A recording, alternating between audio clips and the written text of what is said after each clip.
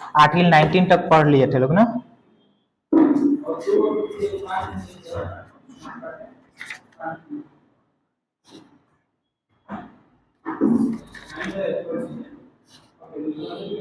Article 19 के अंदर में कुछ पूछना है तो पूछिए लो।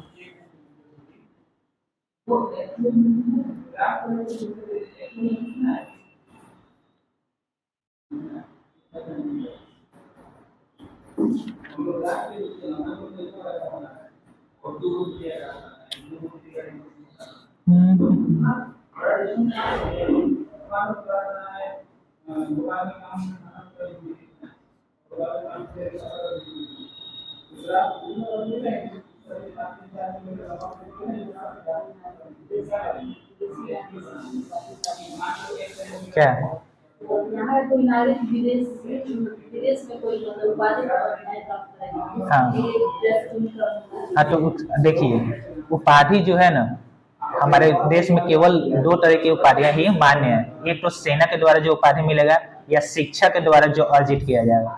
इसके अलावा कोई भी उपाधि है उसको स्वीकार नहीं है। तो अगर उसके अलावा अगर कोई भी उपाधि अगर कोई लेना भी चाहता है तो किसको राष्ट्रपति से क्या करना पड़ेगा, उसको अनुमोदन लेना पड़ेगा राष्ट्रपति से उसको। और जब वो मिल जाएगा तब, और ये ऐसा नियम भी है कि वो उपाधि अगर आपको मिलता है तो आप उसको टाइटल के रूप में यूज नहीं कर सकते हैं, ठीक है।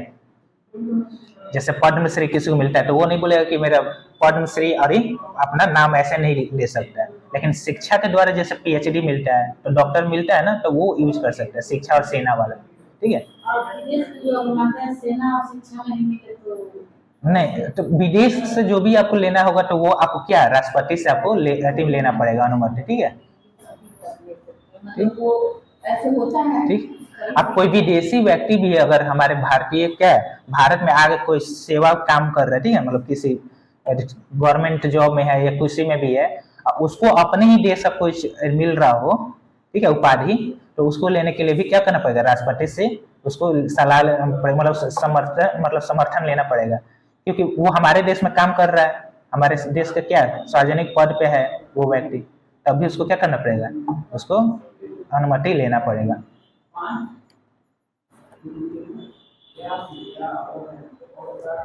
और कुछ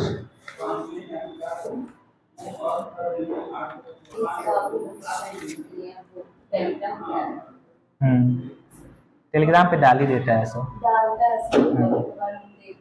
लेकिन वो रेगुलर अपडेट नहीं डालता है सर, यही देखो। ऐसे रहता है, यही दिक्कत है।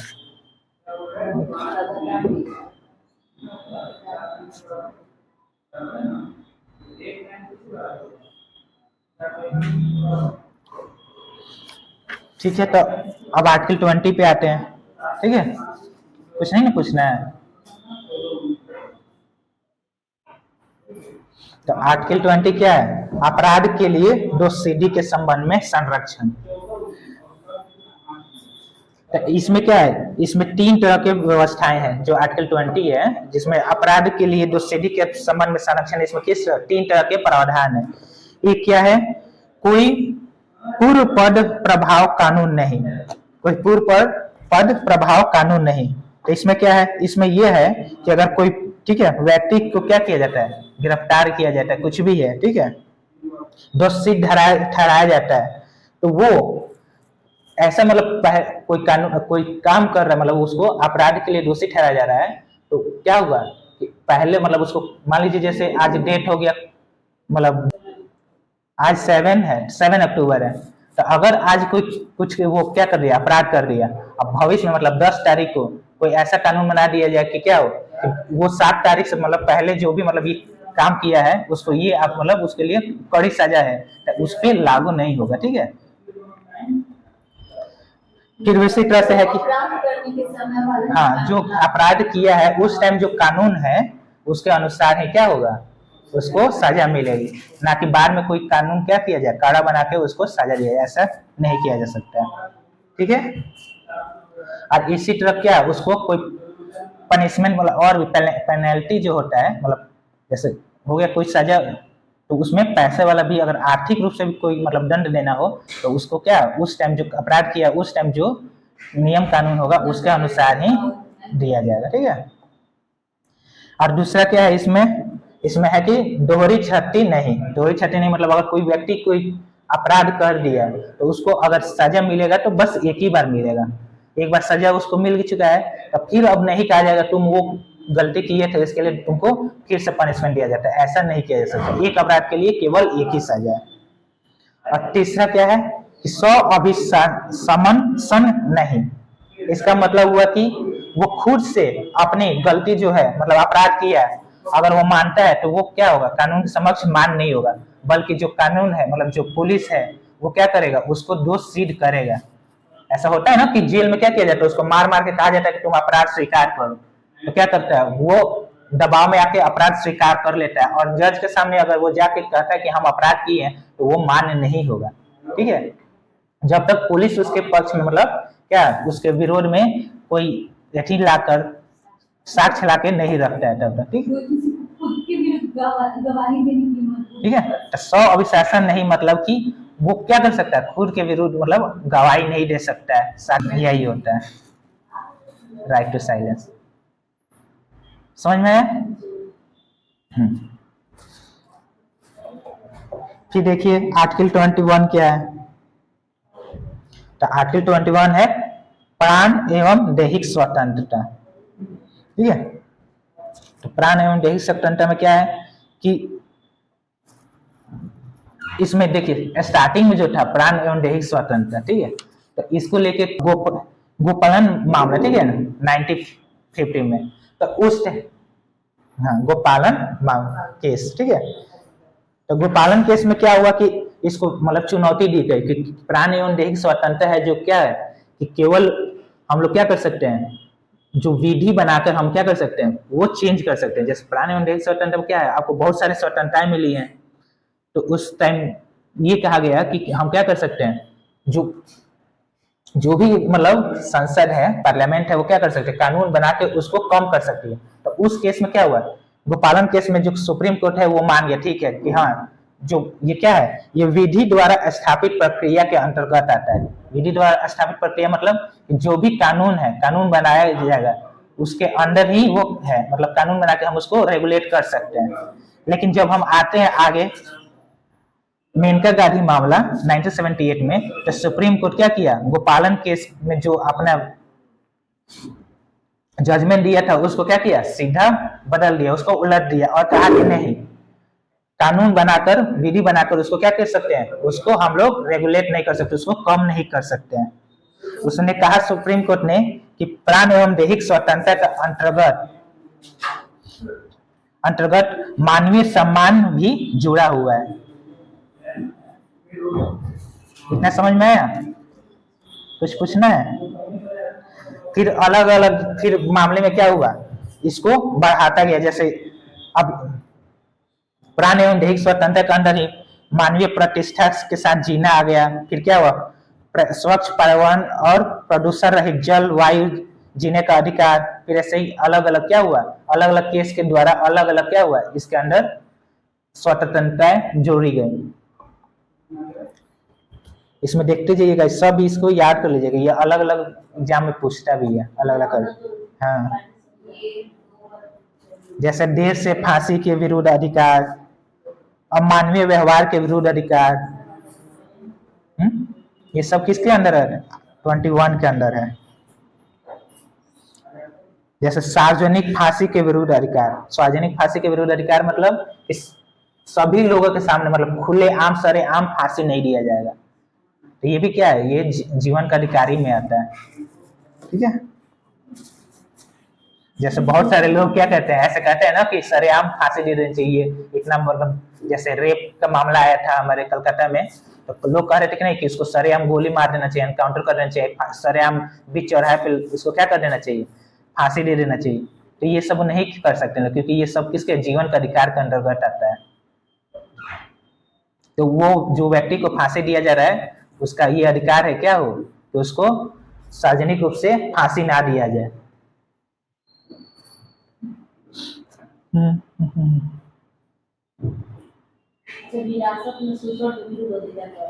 हाँ, तो हिरासत में शोषण के विरुद्ध अधिकार का मतलब है कि अगर कोई आपको गिरफ्तार किया है, गिरफ्तारी में है, तो इसका उसके बाद से अगर कोई उसको मारता पीटता है, ठीक है, जबरदस्ती करता है तो ये क्या है, उसका अधिकार के विरुद्ध है। तो वो क्या कर सकता है, अगर वो जाएगा जब कोर्ट में पेश होगा और वो क्या कर अपना चोट घाव दिखाएगा तो उसके तो जो भी उसको मतलब पीटा उटा होगा उसके ऊपर कार्रवाई होता है। तो इसीलिए आप देखती होंगी मूवी भी आप लोग बहुत सारे देखे भी होंगे लोग, तो उसमें क्या डराया जाता है, लेकिन वो जब कोर्ट में पेश होता है तो पुलिस मतलब उसको कहता है कि नहीं दिखाना है घाव।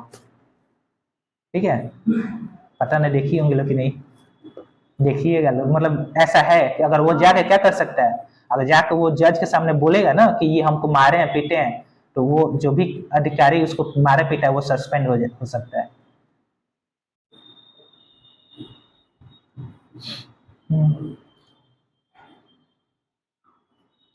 देखिए इसी में है 11 नंबर, हथकड़ी लगाने के विरुद्ध अधिकार। तो इसमें क्या है कि अगर कोई व्यक्ति मतलब अपने सम्मति से क्या कर सकता है, पुलिस के साथ जाने के लिए तैयार है कि ठीक है हम मतलब भागेंगे नहीं, हम आपके साथ हैं, तो उसको क्या अधिकार है कि आप उसको हथकड़ी नहीं लगा। ऐसा क्या होता है, मुलजिम को पकड़ा जाता है तो हथकड़ी लगाया जाता है ना कि ताकि भाग ना जाए।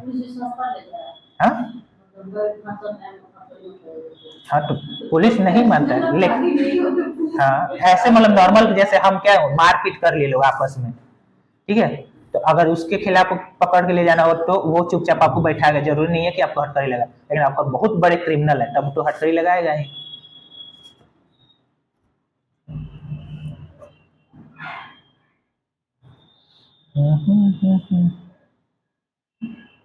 ये क्वेश्चन बहुत बार पूछता है, सूचना का अधिकार किस आर्टिकल के अंतर्गत है, तो ये याद कर लीजिए, सूचना का अधिकार।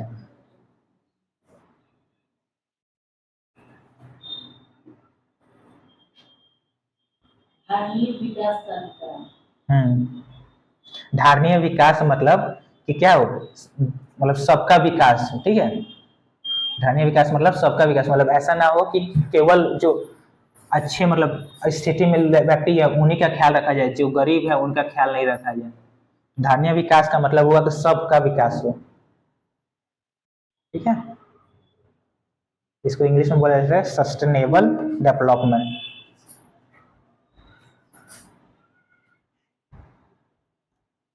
देखिए इसमें शयन का अधिकार, शयन मतलब सोना, तो 32 नंबर में लिखा है शयन का अधिकार है, सोने का अधिकार। फिर शोर प्रदूषण से मुक्ति का अधिकार, जैसे कि 10 बजे के बाद ऐसे बैन है, अगर कोई रात को गाना वाना बजाता है 10 बजे के बाद, आपको डिस्टर्ब हो रहा है तो आप पुलिस कंप्लेन कीजिएगा, तो सामने वाले व्यक्ति को गिरफ्तार कर सकते हैं, ताकि आप शोरगुल मचा रहे हैं, आप दूसरे का क्या कर सकते हैं, अधिकार का आप उल्लंघन कर रहे हैं। ठीक है, अब देखिए नेक्स्ट क्या है, अनुच्छेद 21A या क, शिक्षा का अधिकार। ठीक है, तो शिक्षा का अधिकार में क्या है कि राज्य 6 से लेकर 14 वर्ष तक की उम्र के बच्चों को क्या देगी, निःशुल्क एवं अनिवार्य शिक्षा उपलब्ध कराएगी। इसको 86 संविधान संशोधन करके 2002 में जोड़ा गया है। इसके पहले ये कहाँ था, ये DPSP में था।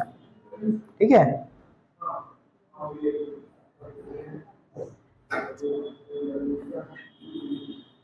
जो शिक्षा का अधिकार है ये DPSP में आर्टिकल 45 का अंतर्गत था, तो इसको क्या किया गया 2002 में संविधान संशोधन करके इसको क्या किया, फंडामेंटल राइट्स बनाया गया।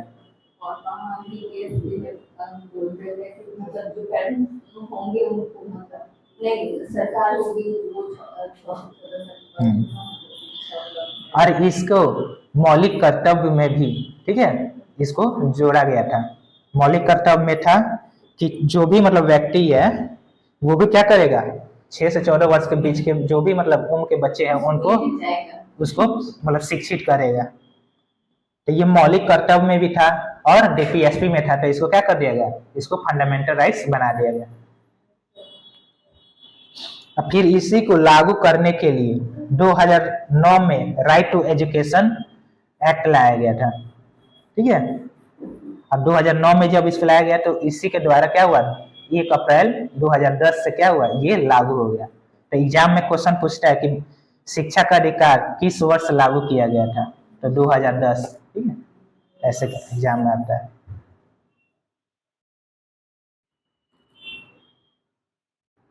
इसमें और कुछ है नहीं, यही जानना है। ठीक है, तो इसमें आप याद रखिएगा आर्टिकल 45 के थ्रू बीपीएसपी में था, ठीक है, शिक्षा का अधिकार।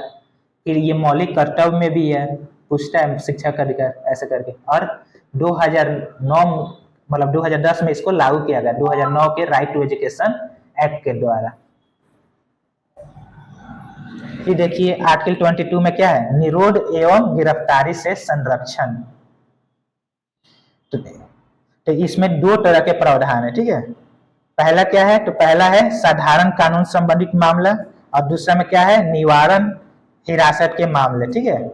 तो साधारण में क्या है कि अगर आपको गिरफ्तार किया जाता है, तो गिरफ्तार किया जाता है तो क्या आपको बताया जाएगा कि किस लिए गिरफ्तार किया गया, वो आपको बताना पड़ेगा, ठीक है। फिर दूसरा क्या है कि अगर आपको गिरफ्तार किया जाता है तो आप अपने वकील से मिलने का आपको अधिकार रहेगा। तीसरा क्या है कि अगर आपको गिरफ्तार किया गया है तो आपको 24 घंटे के अंदर मजिस्ट्रेट के सामने पेश किया जाएगा, ठीक है।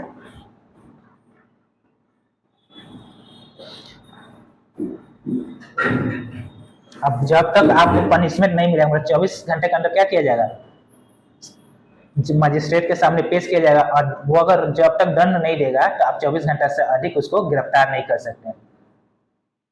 फिर है निवारण, ठीक है, निवारण हिरासत के मामले। तो निवारण हिरासत का मामला क्या है कि अगर कोई व्यक्ति अगर मतलब शक है कि क्या है, ये अगर बाहर रहता है तो क्या हो सकता है, अपराध मतलब इसके बुलावे पे अपराध हो सकता है, मतलब इसके द्वारा, मतलब ये बाहर रहेगा तो क्या हो सकता है, इसके भाषण से या किसी वजह से क्या हो सकता है, कोई भी आपराधिक कार्य हो सकता है, दंगा हो सकता है, तो क्या किया जाएगा, उसको हिरासत में ले लिया जाएगा।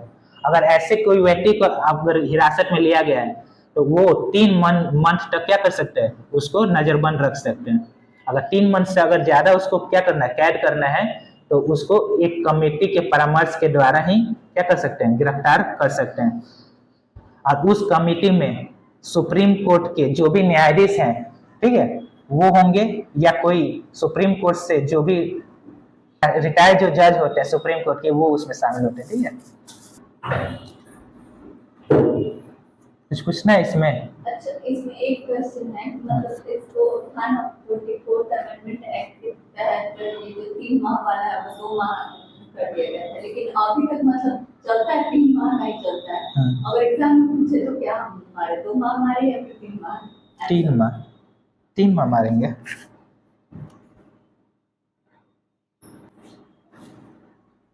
ठीक है,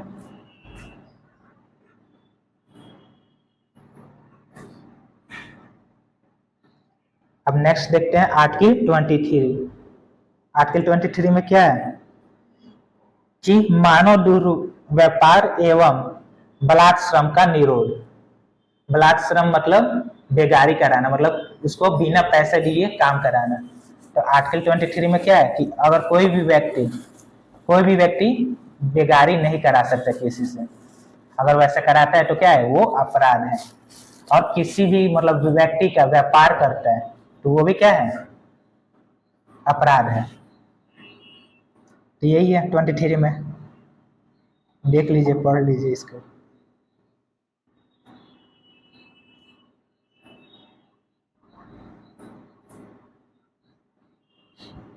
देखिए इसके अंदर बहुत सारे आर्टिकल ये दिए है कि ये प्रावधान है, वो भी पीएससी में पूछता नहीं है, आपको बस ये याद रखना पड़ेगा 23 के अंदर क्या आता है, बलात् श्रम और मानव दुर्व्यापार का निषेध।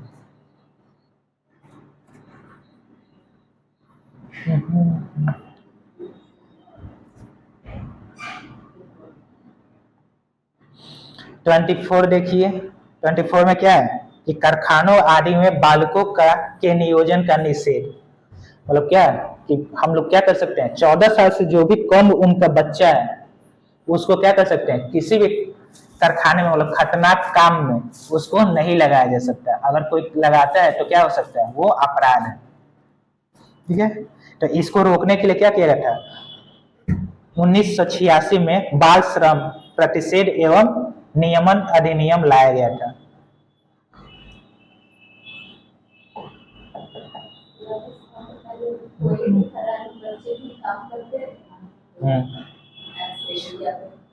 आज भी बहुत सारे होता है, कोई भी जैसे पटाखा बनाने वाले फैक्ट्री में बच्चों का यूज किया जाता है। हाँ, बच्चे बना- ठीक है, चाहे बहुत सारे ऐसे ऐसे काम है जो क्या बच्चे को मतलब बनाते हैं तो वो ज्यादा अच्छा होता है, क्योंकि उनके हाथ छोटे छोटे होते हैं, मुलायम होते हैं। तो ऐसे कामों में अगर उनको यूज किया जाता है तो क्या होगा, वो अपराध होगा। नॉर्मली नॉर्मली काम कर सकते हैं, नॉर्मल काम जैसे नहीं, नहीं, ऐसा मतलब ऐसे वो अपने पारिवारिक कार्य जो है ना, पारिवारिक कार्य अपने, जैसे कोई घर का किसी का दुकान है तो वहां पे अगर कोई बच्चा अपने इच्छा से वहां पे हेल्प कर रहा है तो वो कर सकता है। ऐसे अगर किसी से क्या किया जाता है, 14 साल से कम उम्र का बच्चा है उसको नहीं मतलब ये कर सकता। प्रतिषेध किसी नुकसान ना पहुंचाने वाले और निर्दोष कार्यों में नियोजन करने का प्रतिषेध नहीं करता। मतलब कोई बच्चा उसको अपने परिवार का खर्च निकालना हो, लेकिन और वो ऐसे खतरनाक काम नहीं कर रहा है, खतरनाक। देखिए यहाँ पे लिखा है 2006 में सरकार ने बच्चों के घरेलू नौकरी के रूप में काम करने, ठीक है, पर अथवा व्यवसाय प्रतिष्ठानों जैसे होटलों, रेस्टोरेंट, दुकानों, कारखानों, ठीक है, इस सब में नियोजन पर रोक लगा दी। इसमें 14 वर्ष से कम आयु के बच्चों को नियोजित करने वाले विरुद्ध अभियोजन और दंडात्मक कार्रवाई की चेतावनी दी गई है। ठीक है, अब कोई डाउट? नहीं करा सकते हैं काम।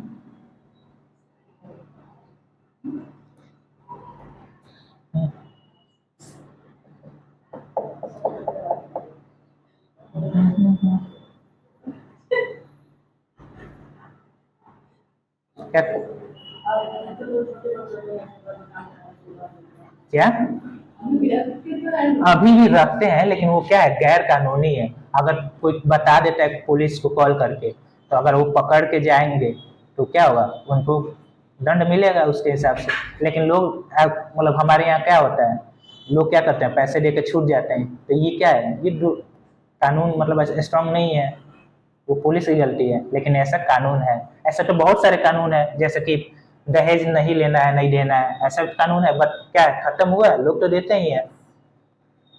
तो जब तक यहाँ के जो भी लोग हैं वो उस कानून को लागू नहीं करेंगे तो वो तो अपने आप तो लागू होगा नहीं। कानून तो बहुत सारे हैं, फिर भी अपराध तो लोग करता ही है। तो हम लोग को वह नहीं देखना है कि क्या हो रहा है क्या नहीं हो रहा है। एग्जाम ये तो नहीं पूछेगा, बट एग्जाम में पूछेगा कि क्या कानून है। तब करेंट में जो भी डेवलपमेंट हो रहा है ना, उसको ध्यान में रख के पॉलिटी पढ़िएगा। ये सब बस एक रिवीजन हो रहा है कि हाँ एग्जाम में आ गया तो हम बता देंगे, लेकिन चांसेस इस सबके कम है। मतलब जो करंट में टॉपिक हो हाँ। रिलेटेड चलता रहता है ना, तो वो आर्टिकल भले कहीं से ना पूछूं, वही पूछ दे पीछे का बैकग्राउंड में पीछे भी मतलब चलता रहता है उसका स्कोप ज्यादा रहता है। चार्ट कल्चर हो या फिर हिस्ट्री हो, कुछ भी। आर्टिकल 25 से लेकर 30 के बीच में जो भी है उसको अच्छे से पढ़ लीजिएगा, इससे क्वेश्चन बनने की संभावना ज्यादा है। ठीक है, आर्टिकल 25 और 14 से लेकर 19, ठीक है, इससे क्वेश्चन ज्यादा बनता है। आर्टिकल 25 क्या है, अंतःकरण की ओर धर्म के आबद्ध के रूप में मानने, आचरण और प्रचार करने की स्वतंत्रता। तो 25 में क्या है कि अंतःकरण की स्वतंत्रता। अंतःकरण की स्वतंत्रता मतलब कि हम जिसको चाहें उस भगवान की क्या कर सकते हैं, पूजा कर सकते हैं।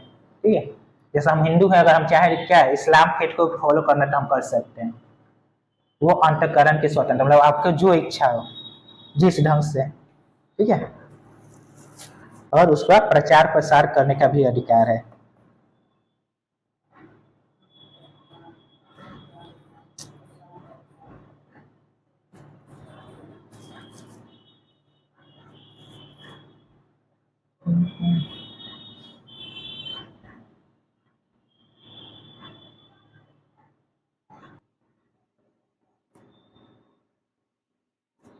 देखिए आर्टिकल 27 में क्या है, धर्म की अभिवृद्धि के लिए करों के संदायन से स्वतंत्रता।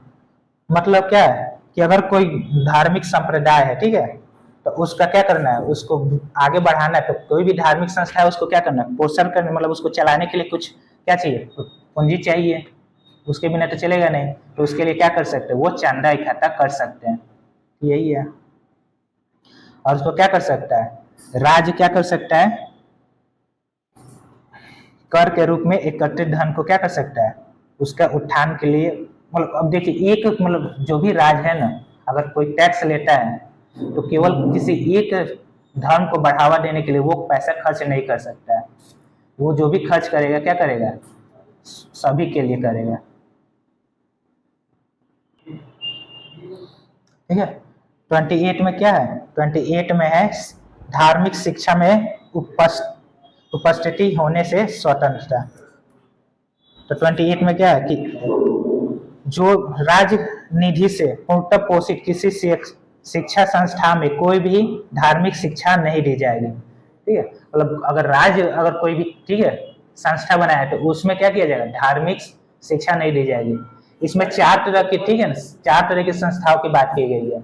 एक है जो पूरी तरह से क्या हो, राज्य द्वारा संचालित हो। दूसरा क्या है, तो उसका क्या कर, जो राज्य है क्या करता है, केवल उसको क्या करता है, प्रशासन करता है, लेकिन उसका वित्तीय मतलब पैसा वैसा देने का जो भी काम है क्या है, तो ये प्राइवेट करता है। ठीक है। एक है क्या है, राज्य द्वारा मान्यता प्राप्त, यानी राज्य क्या किया, केवल मान्यता दी है और वो प्राइवेट है। और चौथा क्या है कि वो निजी संस्था है। पहला जो राज्य द्वारा रख रखाव होता है, ठीक है ना, पूरी तरह से राज्य के अंदर है, तो उसमें तो धार्मिक शिक्षा नहीं दी जा सकती है, लेकिन इसके अलावा जो भी संस्थाएं हैं वो अपने हिसाब से धार्मिक शिक्षा दे सकता है।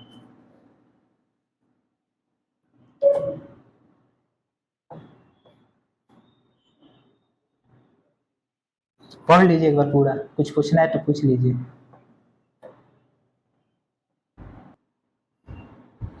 अच्छा, यूरोपियन का आगमन पढ़ के आए हैं लोग कि नहीं, उससे क्वेश्चन करना था, क्वेश्चन करें।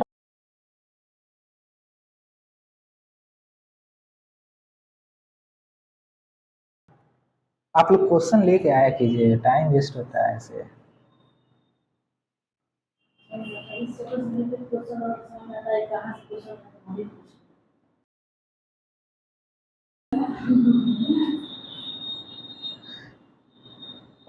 चलिए ये जी क्वेश्चन से स्टार्ट किया जाए।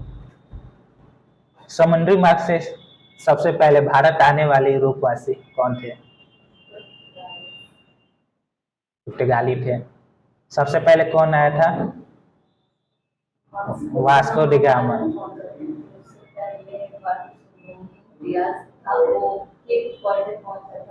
भारत हम पूछे ना, तो भारत सबसे पहले वास्को डी गामा आया। कब आया था? 1498 में आया था। कौन से तट पे आया था? काली तट पे।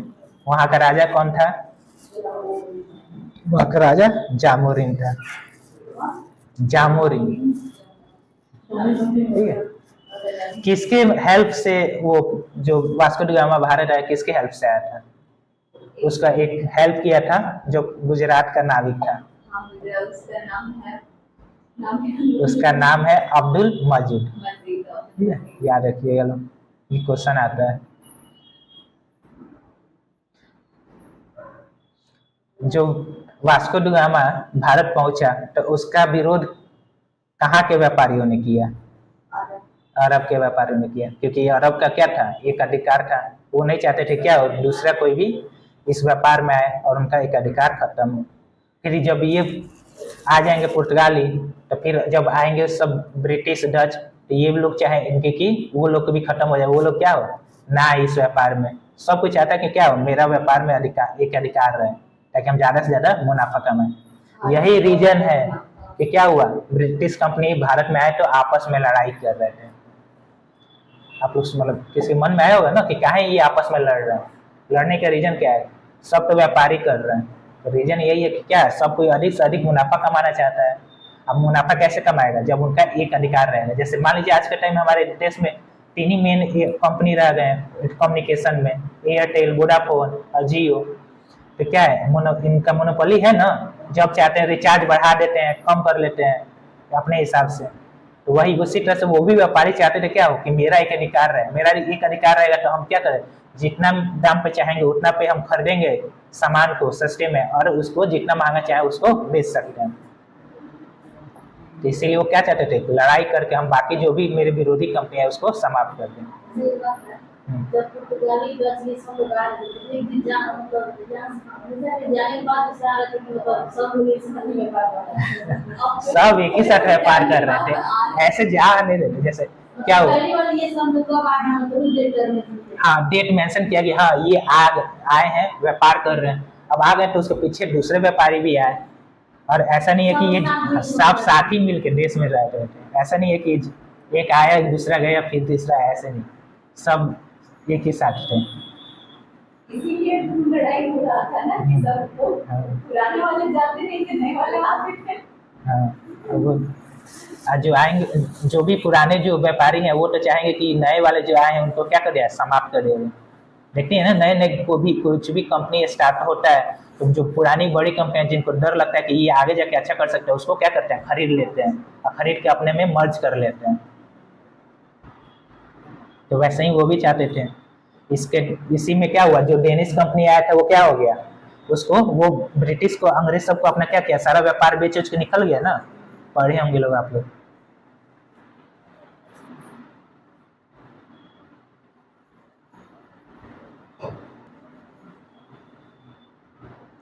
एक बार अच्छे से पढ़ के एक लोग क्वेश्चन पूछेंगे, तो अभी पूछेंगे तो आप लोग आए कि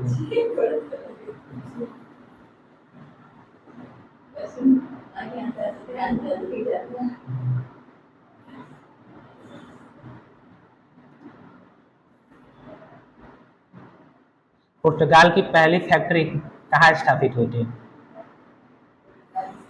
हाँ, पुर्तगाली सब का, जैसे आप लोग पढ़ते होंगे अंग्रेज सब का सबसे पहला फैक्ट्री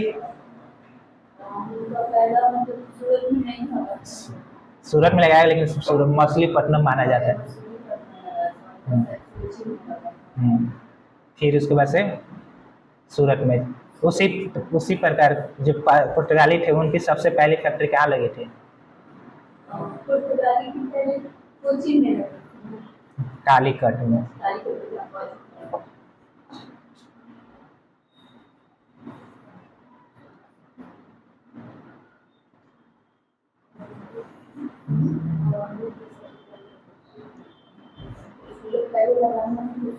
पहला पुर्तगाली वायसराय कौन था? Francisco de Almeida. उसके बाद महत्वपूर्ण कौन पुर्तगाल? Alfonso de Albuquerque. Blue water policy किसने स्टार्ट की थी? Francisco de Almeida. Almeida start कराया था और अल्बुकर्क क्या किया, उसको बंद कराया। किसने राजधानी गोवा को बनाया था? 1530 में नीनो डी कोन्हा।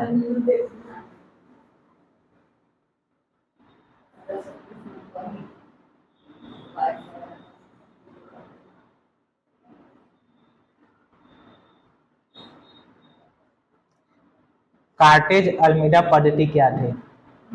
कार्टेज अल्मीडा पद्धति, कार्टेज व्यवस्था। कार्टेज व्यवस्था क्या था कि जो भी व्यक्ति क्या करना चाहता है, अपने समुद्र में व्यापार करना चाहता है, तो उसको क्या करना पड़ेगा, पुर्तगालियों को क्या करना पड़ेगा, टैक्स देना पड़ेगा। जब तक वो टैक्स नहीं देंगे और व्यापार मतलब क्या करेंगे, समुद्र से व्यापार करेंगे, तो वो क्या कर सकते हैं, वो उसको लूट सकते हैं, डुबा सकते हैं।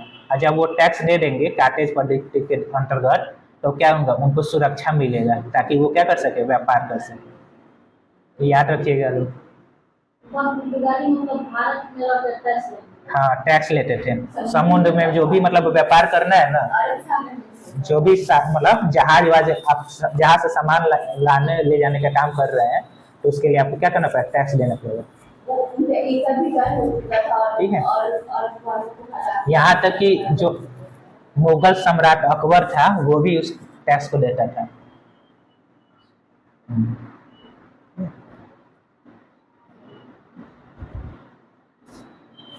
पुर्तगाली बंगाल की खाड़ी में किस जगह को अपना ऐसी बनाया था, केंद्र बनाया था? हुगली को बनाया था, ठीक है।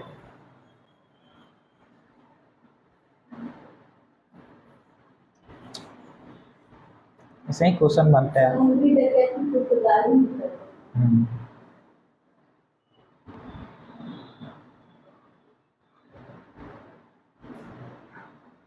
पुर्तगालियों को पतन के क्या क्या कारण थे? पतन के कारण से कि मतलब वो धार्मिक मुस्लिमों को बहुत ज्यादा प्रताड़ित करते थे धर्म के साथ, और वो चाहते थे मुगल सम्राट को भी वो ईसाई धर्म क्रिश्चियन बनाना चाहते थे। और धार्मिक रूप से कट्टर थे, ठीक है। वो जो चाहते थे क्या, सबको क्या कर दे, हम ईसाई में परिवर्तित, ठीक है। इसके लिए वो क्या किए थे, वो हिंदू महिलाओं से क्या किए, शादी भी उसको लिए स्टार्ट कर दिए थे। और वो चाहते थे कि अधिक से अधिक क्या हो, हिंदू मुस्लिम हिंदू महिलाओं के साथ क्या करें, वो विवाह करें। फिर उसके बाद से वो क्या करते थे, समुद्र में लूटपाट भी करते थे, ठीक है। तो यही सब कारण है, क्या हुआ कि वो उनका पतन हो गया।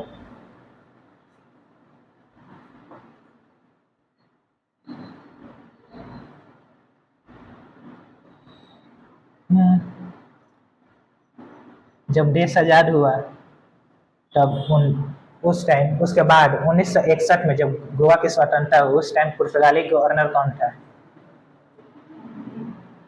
याद रखिएगा लोग, ई सिल्वा। एंटोनियो वासालो ई सिल्वा। एग्जाम में क्वेश्चन पूछा हुआ है। 1961 में गोवा की स्वतंत्रता के समय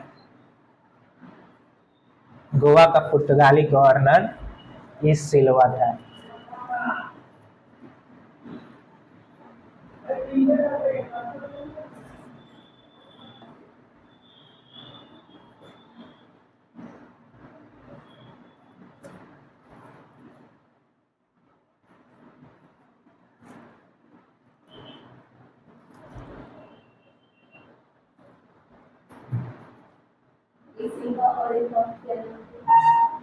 इसी का नाम है ई सिल्वा, एंटोनियो वासलो ई सिल्वा। पूरा नाम है इसका एंटोनियो वासलो ई सिल्वा। पूरा याद नहीं रहता है नाम ना, केवल ई सिल्वा याद रखिए, काम हो गया।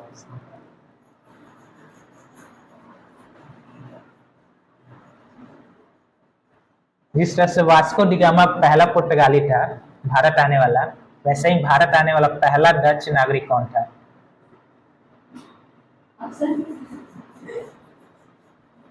ऑप्शन में मैनुअल एंटोनियो, कार्नेलिस हाउटमैन, टस्मान हाउलैंड, इनमें से कोई नहीं। हाउटमैन होगा, ठीक है।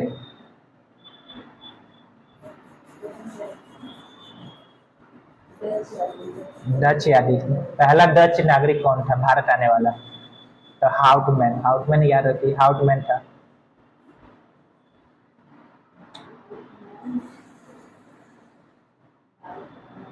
अंग्रेज ईस्ट इंडिया कंपनी कब बना था? 1600 में। भारत कब आया? डच किस चीज का व्यापार करने के लिए भारत आए थे?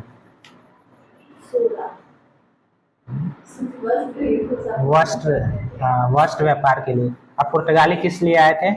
मसाला व्यापार।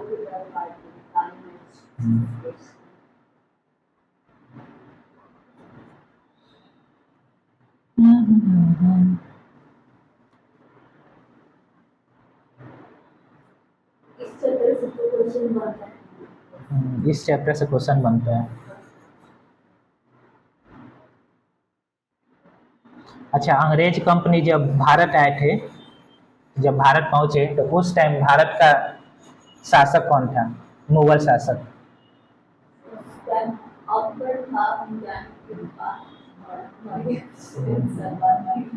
जब वो आए तब उस टाइम जहांगीर था, मर गया था उस टाइम।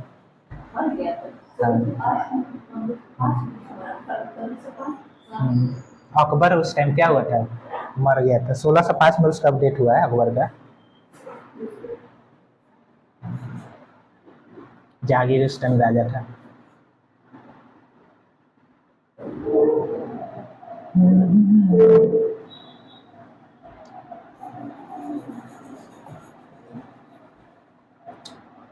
इंग्लैंड, हाँ अकबर का मरने से पहले लास्ट बैटल का नाम मैं भूल जाती हूँ, क्या था? इसका अकबर को मरने से पहले 1603 में बैटल किया। कौन सा बैटल किया था देखना पड़ेगा। याद नहीं है। उसका लास्ट बैटल बोल रहे हैं।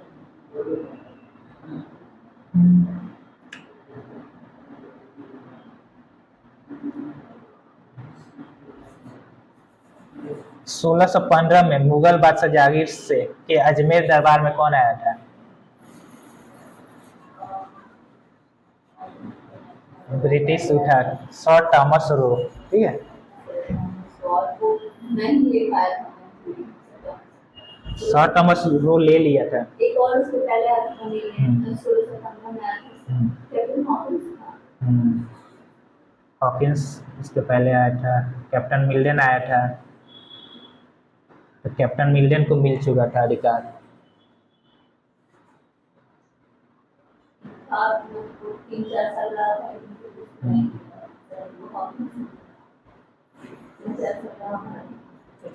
एक बार अच्छे से पढ़ के ये लो, ठीक है ना।